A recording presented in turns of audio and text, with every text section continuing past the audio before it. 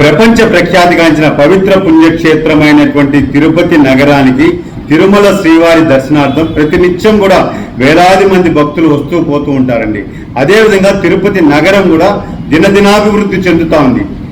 కేంద్రంలోని ఎన్డీఏ ప్రభుత్వము తిరుపతి అభివృద్ధి మీద ప్రత్యేకమైనటువంటి దృష్టి పెట్టి కోట్లాది రూపాయలు స్మార్ట్ సిటీ నిధులు కేటాయించడంతో తిరుపతిలో ఈరోజు డివైడర్స్ కానీ, ఫుట్పాత్లు కానీ, అదేవిధంగా ఫ్లైఓవర్స్ కానీ ఎంతో అత్యాధునికమైనటువంటి ప్రమాణాలతో నిర్మించడం జరిగింది.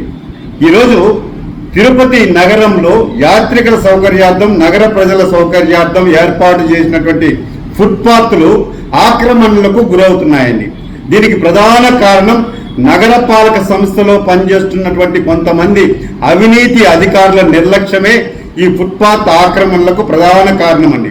వాళ్ళు కనీసం టౌన్ ప్లానింగ్ అధికారులు కానీ, రెవెన్యూ అధికారులు కానీ నగరంలో పన్నులు వసూలు చేస్తున్నటువంటి దాని మీద చూపిస్తున్నటువంటి శ్రద్ధ ఈరోజు ఫుట్పాత్లు ఎక్కడైనా ఆక్రమించుకుంటే వాళ్ళని 48 గంటల్లో పునరావాసం కల్పించి ఎక్కడో ఒక చోట ఆల్టర్నేట్ చూపించి వాళ్ళని పంపించేస్తే ఏ సమస్య ఉండదండి.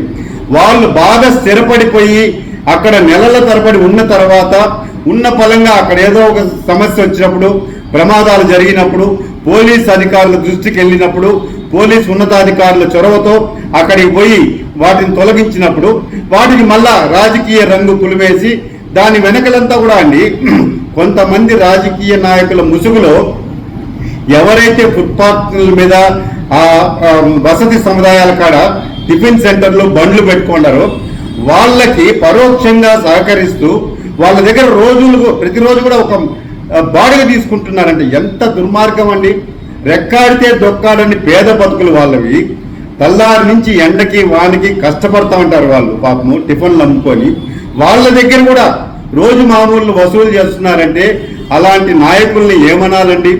మేము ఒకటే చెప్తున్నాం, అలాంటి వ్యక్తులు ఎవరైనా ఉంటే రాజకీయ నాయకుల ముసుగులో పేద ప్రజల కడుపులు కొడతా ఉంటే నేను ఎస్పీ గారికి విజ్ఞప్తి చేస్తున్నా, జిల్లా కలెక్టర్ గారికి, ఖచ్చితంగా అలాంటి వ్యక్తుల మీద కఠినమైనటువంటి చర్యలు తీసుకోండి.